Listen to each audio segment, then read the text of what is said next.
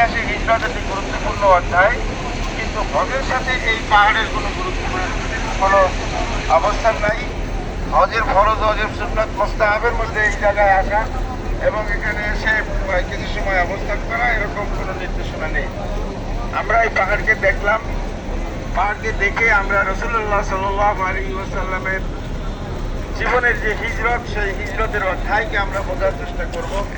কেন আল্লাহ রাসূল হিজরত করেছিলেন এবং হিজরত করার প্রেক্ষাপট কী ছিল এবং হিজরতের পরে ইসলামের বিজয় কিভাবে সংঘটিত হয়েছিল, সেই জিনিসটি মনে রাখার জন্য আমরা এই পাহাড়ের কাছে আসলাম।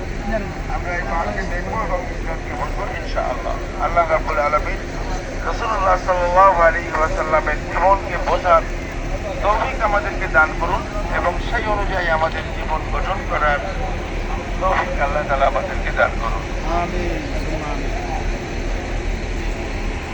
তাহলে এখানে আমাদের